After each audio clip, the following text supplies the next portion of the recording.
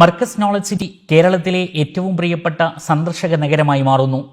Knowledge സിറ്റിയിലെ വിവിധ സാംസ്കാരിക വൈജ്ഞാനിക പദ്ധതികൾ കാണുന്നതിനായി ഓരോ ദിവസവും എത്തുന്നത് നൂറുകണക്കിന് കുടുംബങ്ങളാണ്. കോവിഡ് പ്രോട്ടോക്കോളുകൾ പാലിച്ച് നോളജ് സിറ്റിയിലെ വിവിധ പദ്ധതികൾ കാണാനും അറിയാനുമുള്ള അവസരങ്ങളാണ് സന്ദർശകർക്ക് വേണ്ടി ലഭ്യമാക്കിയിട്ടുള്ളത്. നിർമ്മാണ പൂർത്തീകരണത്തിലെത്തിയ മർക്കസ് നോളജ് സിറ്റി സന്ദർശകരുടെ ഇഷ്ടകേന്ദ്രമായി മാറുകയാണ്. ദിനംപ്രതി നൂറുകണക്കിന് ആളുകളാണ് സന്ദർശനത്തിനായി ഇവിടെ എത്തുന്നത്.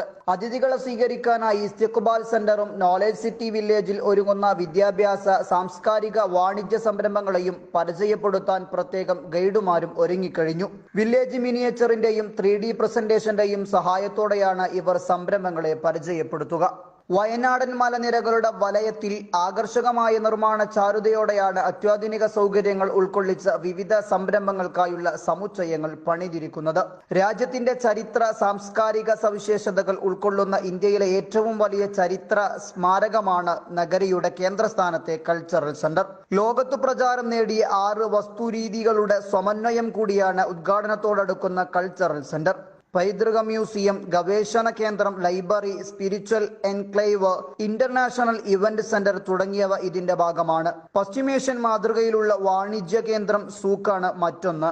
കൂടാതെ കേരളത്തിലെ ആദ്യത്തെ കേന്ദ്ര സർക്കാർ അംഗീകൃത Unani medical college, Markaz law college, global school, 50,000 അടി വിസ്തൃതിയിൽ library and research centre, Wiras school of Islamic theology, Fez Inn hotel, convention centre, ഇൻതിബിഷ് വെൽനസ് സെന്റർ, സ്ത്രീ ശാക്തീകരണം ലക്ഷ്യമാക്കി ആധുനിക സൗകര്യങ്ങളോടെ പൂർണ്ണ സുരക്ഷിതമായ കിൻസ് ലാൻഡ്, കാർഷിക മൃഗപരിപാലന മേഖലയെ ആധുനിക ശാസ്ത്രീയ സംവിധാനത്തിൽ മികച്ച ഉൽപാദനം ലക്ഷ്യമാക്കി 20 ഏക്കർ ഫാമിൽ പരിരക്ഷിക്കുന്ന മസ്റ, 1000-ഓളം കുടുംബങ്ങളെ ഉൾക്കൊള്ളുന്ന പാർപ്പിട സമുച്ചയം തുടങ്ങിയ വിവിധ പദ്ധതികളുടെ സംയോജനമാണ് നോളജ് സിറ്റി ആവിഷ്കരിച്ചിരിക്കുന്നത്.